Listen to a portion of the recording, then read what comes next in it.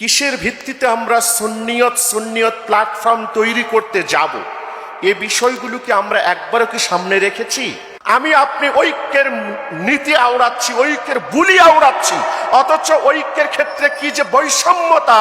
আমি আমার দল ভারী করবার জন্য ফুরকত, যেটাকে যে শরীয়তে মুহাম্মাদিয়ায় তথা ইসলামে আপনার যে বিষয়ে ফুরকত করতে নিষেধ করা হয়েছে, অর্থাৎ ফিল মাসাইলিল ইতিকাদিয়া, ইতিকাদি মাসালায় সর্বপ্রকার ফুরকতটা নিষিদ্ধ, হারাম।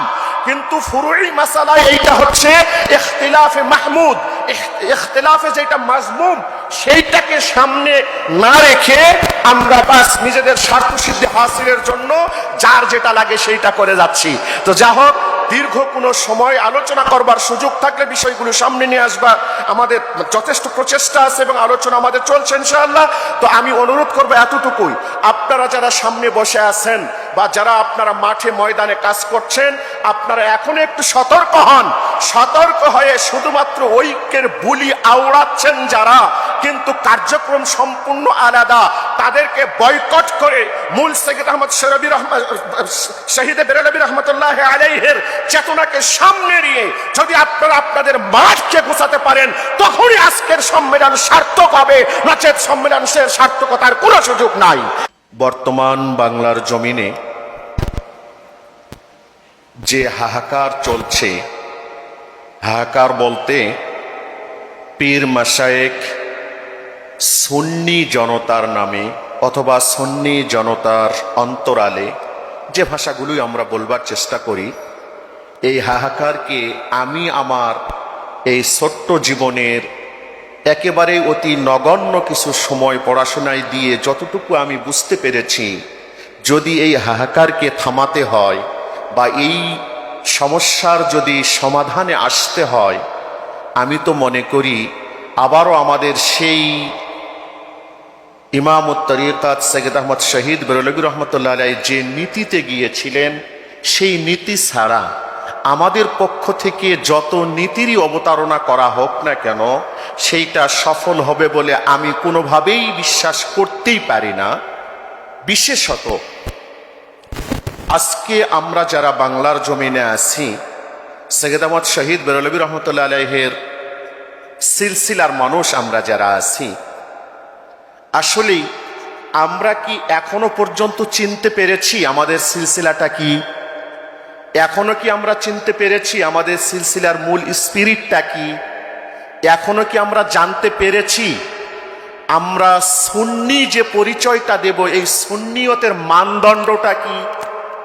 শুধু তো আমরা এদিক ওদিক অনেক কথাই বলবার চেষ্টা করছি, কিন্তু সুন্নিয়তের মানদণ্ড কি? কিসের ভিত্তিতে আমরা সুন্নিয়ত প্ল্যাটফর্ম তৈরি করতে যাব, এ বিষয়গুলোকে আমরা একবারও কি সামনে রেখেছি? ওই সেই বালাকোটের ঐতিহাসিক জিহাদের পূর্ব মুহূর্তে যখন আপনার তরিকায়ে মুহাম্মাদিয়ার প্রবর্তন করা হয়েছিল, কিসের ভিত্তিতে করা হয়েছিল আমরা কি একটু খোঁজ নেবার চেষ্টা করেছি? মোটেও কি খোঁজ নেবার চেষ্টা করেছি? সে সময় কি এই পাক ভারত উপমহাদেশে পীর মুরিদি চালু ছিল না? সে সময় কি মাশায়েখে কেরাম ছিলেন না? সে সময় কি আমাদের এই সুন্নি আমলগুলো চালু ছিল না? তাহলে কেন আবার সকল তরিকাকে একত্রিত করে তরিকায়ে মুহাম্মাদিয়া, যেইটাকে আমাদের বিভিন্ন নামে আজকে গালিগালাজ শুনতে হয়, তো সেই তরিকায়ে মুহাম্মাদিয়া প্রবর্তনের কারণটা কি ছিল? কোন হিসাবে আমরা কি করছি? যেমন বর্তমান বাংলার জমিনের একটা, সেটা হচ্ছে বর্তমান সময়ে আমরা বর্তমানে একটা চাওর একটা নীতিমালা আমাদের মাঝে খুব বেশি সামনে এসেছে, আল ইত্তেহাদ মা আল ইখতিলাফ। এইটা পক্ষ বিপক্ষ অনেক কথা চলছে, কিন্তু এক্ষেত্রে আমি একবার নগণ্য এক বান্দার সামান্য একটু পর্যালোচনা আছে। সেটা হলো এই আল ইত্তেহাদ মা আল ইখতিলাফ, এই যে নীতিবাক্যটা, এইটাকে না করবার কোনো সুযোগ নাই। সমস্যা হচ্ছে এইটার প্রায়োগিক ক্ষেত্র নেই। সমস্যা হচ্ছে এটার প্রায়োগিক ক্ষেত্র নেই। আমি আমার সুবিধা মতো এইটাকে ব্যবহার করে আমার দল ভারী করবার চেষ্টা করছি, আমার বিপক্ষ দল এইটাকে আরেকটা খাতে প্রবাহ করে সেইটা তার স্বার্থ সিদ্ধির চেষ্টা তিনি করছেন। আসলেই ওয়াতাসিমু বিহাবিলিল্লাহি জামিআন ওয়া লা তাফাররাকু, এই যে এখানে ফুরকাতের কথা বলা হয়েছে, বিচ্ছিন্নতার কথা বলা হয়েছে, এই বিচ্ছিন্নতাটা কি? এই বিচ্ছিন্নতা যদি আমরা আসলাফদের ভাষায় বুঝবার চেষ্টা করি, এই বিচ্ছিন্নতাকে যদি আমরা আমাদের আইমে কেরামের ভাষায় বুঝবার চেষ্টা করি এবং সেইটা যদি আমরা সামনে তুলে ধরতে সচেষ্ট হই, আশা করি আমাদের বিষয়টা সমাধান হওয়া খুব তাড়াতাড়ি সম্ভব। এছাড়া কি অবস্থা হয়ে যাবে? হজ বড় একটা অবস্থা যেটা বর্তমানে চলছে। এজন্য আমি অনুরোধ করছি, আসুন সৈয়দ আহমদ শহীদ বেরলভী রহমতুল্লাহ আলাইহির বিষয় নিয়ে আরেকটু পড়াশোনা করুন। মুখে ফেনা তুলছি সৈয়দ আহমদ শহীদ বেরলভীর রুহানি সন্তান, সৈয়দ আহমদ বেরলভী শহীদের অমুক তমুক, মুখে ফেনা তুলে যাচ্ছি, কিন্তু আমার মার্কেটের ধান্দায় আমি সকলকে একাকার করে নিয়ে শেষ করে ফেলছি। এর বিপরীত কোনো কিছু লক্ষ্য আমাদের আছে এখানে? কোনো লক্ষ্য নাই।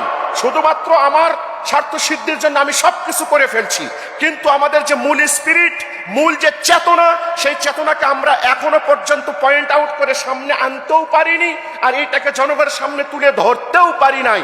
আজকে প্রত্যেকটা দল, উদাহরণস্বরূপ কাদিয়ানীরা, তাদের মতো নিকৃষ্ট কাফের, তারা আজ পর্যন্ত তাদের গোলাম আহমদ এই কাফের তাদের বাতিল কাজগুলিকে পুঙ্খানুপুঙ্খভাবে যাচাই বাছাই করে জনগণকে খাওয়াবার অপচেষ্টা করছে। কিন্তু আমি আপনি সৈয়দ আহমদ শহীদ বেরলভী রহমতুল্লাহ তরিকায়ে মুহাম্মাদিকে নিয়ে আমি আপনি কি এরকম তত্ত্ব এবং তথ্য ভিত্তিক কোন আলোচনা উপহার দিতে পেরেছি? এরকম কোন আলোচনার মজলিস তৈরি করতে পেরেছি? এরকম কোন আলোচনাকে সামনে আনতে পেরেছি? না, মোটেও না। আমি আপনি ঐক্যের নীতি আওড়াচ্ছি, ঐক্যের বুলি আওড়াচ্ছি, অথচ ঐক্যের ক্ষেত্রে কি যে বৈষম্যতা! আমি আমার দল ভারী করবার জন্য ফুরকত, যেটাকে যে শরীয়তে মুহাম্মাদিয়ায় তথা ইসলামে আপনার যে বিষয়ে ফুরকত করতে নিষেধ করা হয়েছে, অর্থাৎ ফিল মাসাইলিল ইতিকাদিয়া, ইতিকাদি মাসালায় সর্বপ্রকার ফুরকতটা নিষিদ্ধ, হারাম। কিন্তু ফুরুই মাসালায় এইটা হচ্ছে ইখতিলাফে মাহমুদ, ইখতিলাফে যেটা মাজমুম, সেইটাকে সামনে না রেখে আমরা বাস নিজেদের স্বার্থ সিদ্ধি হাসিলের জন্য যার যেটা লাগে সেইটা করে যাচ্ছি।